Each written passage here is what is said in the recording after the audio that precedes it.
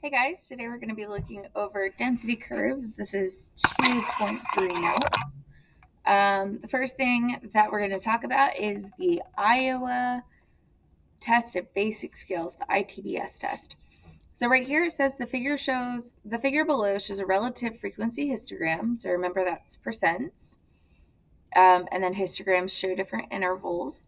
So the relative frequency histogram of the scores of all seventh grade students in Gary, Indiana on the vocabulary part of the Iowa Test of Basic Skills, ITBS.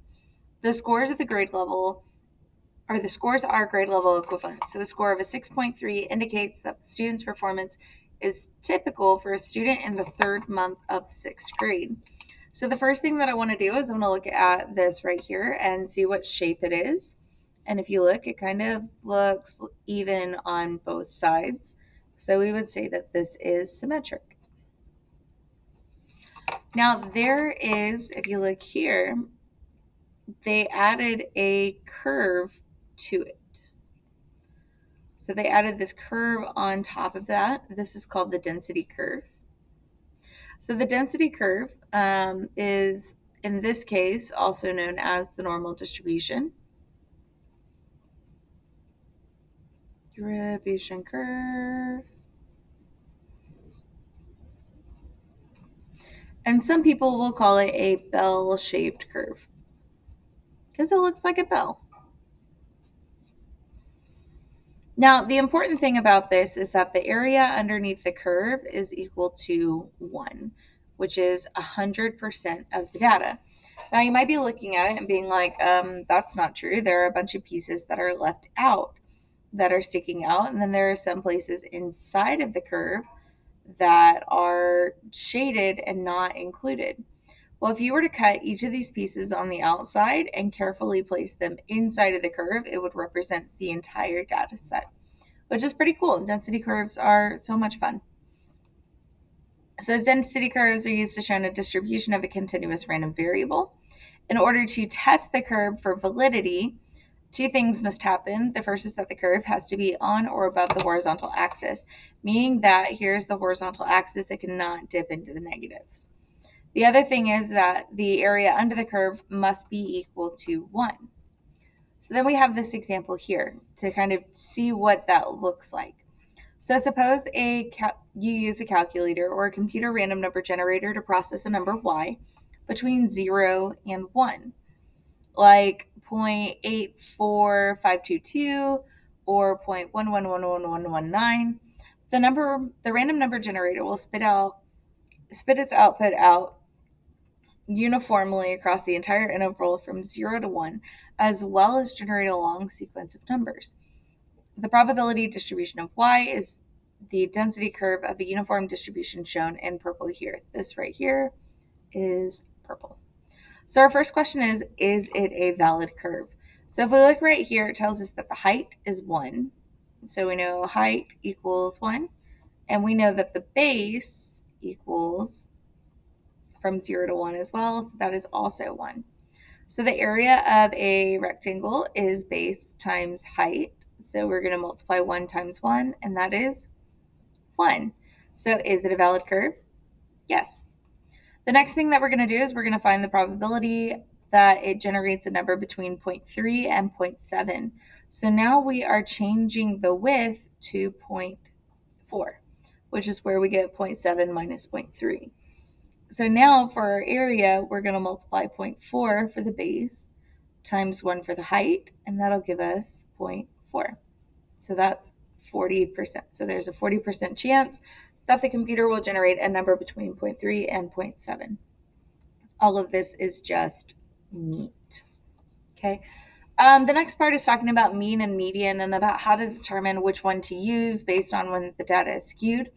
The main purpose of this right here is that the fulcrum or your center needs to balance the graph. So no matter where it is, it's going to have to balance the distribution. So in the case of a normal distribution bell-shaped curve, that center would be there, right in this middle. Okay, so the thing that we care about the most here is the normal distribution. It is described by a symmetric, single-peaked, bell-shaped density curve Any normal distribution is completely specified by two numbers, mean and standard deviation. Currently, right now, we are using the symbols x bar and s sub x. These are for samples. So let's say that I wanted to ask all students at Dickinson High School what their favorite color was. If I were to find the average color, I would use if I were not colors, if I wanted to know how tall students at Dickinson High School were, or just the seniors, and I couldn't go and ask every single senior, and there was no way for me to really run a consensus. If I just asked the students in my class, that would be considered a sample. However, if I asked everybody in the population, so if I asked all seniors at Dickinson High School, I would use this symbol to represent the mean. So if you look, that kind of looks like a combination of an M and a U. It is pronounced mu, and it represents the population mean. We also have another symbol that represents population standard deviation, which is this. It kind of looks like an O wearing a baseball cap. The Greek symbol for this is that it is a lowercase sigma, and we use it to represent the standard deviation. Okay, so let's look at the really important stuff. So the really important stuff comes to us right here. So we have one of those curves that we just looked at, and it's blank. Okay, there are no numbers at the bottom, and we're going to fill it in. So we're going to, with this normal distribution curve, we're going to scale it, and we're going to label it. So this says the ITBS vocabulary score X for a randomly selected 7th grade student in Gary can be modeled well by a normal distribution. That's always important. Anytime you see normal distribution, underline it. It says with a mean, mu equals 6.84 and a standard deviation of 1.55. The figure shows the distributions. Oh, that doesn't happen. Complete the curve by writing in each standard deviation. So we know that the mean is equal to 6.84, and we know that the standard deviation is 1.55. So mean goes in the middle, so that is 6.84. And we need to scale it by the standard deviation. So if you kind of look right here, it looks, there we go. It looks like a number line. So typically with number lines, what we do is we go by each tick mark has a certain distance between them. So sometimes we count by ones, sometimes we count by twos, fives, sevens, all that. In this case, we're going to be counting by the standard deviation. So what I'm going to do is I'm going to go ahead and show my workout here to the side. And I'm going to have 6.84, which is the mean. And for the first tick marks that are right next to the mean, we're going to call this plus 1 standard deviation and minus 1 standard deviation. So that means we are going to subtract the standard deviation from the mean, and we are going to add the standard deviation to the mean. So go ahead and calculate those while I look up my notes to see what they are. There we go. Just because I don't want to do them right now. So this is 5.29 and this is 8.39. So we put those on our table. So this is 8.39, 5.29. Now the next thing that we're going to find is 2 standard deviations. So this is going to be plus 2 standard deviations and minus 2 standard deviations. So once again, we're going to subtract and add the standard deviation to kind of scale it. And we will get, on this side, we should get 9.94.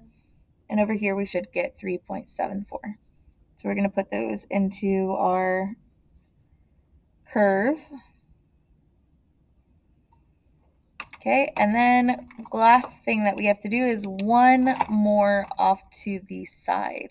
So for my last one, we're going to do the same thing. We're going to add, this is going to be plus 3 standard deviations and minus 3 standard deviations. So minus 1.55 and plus 1.55. So this gives us 11.49 and 2.19. 11.49 and 2.19. Now, we did forget to do something, and that is that we forgot to put that this is the mean, because mean goes in the middle.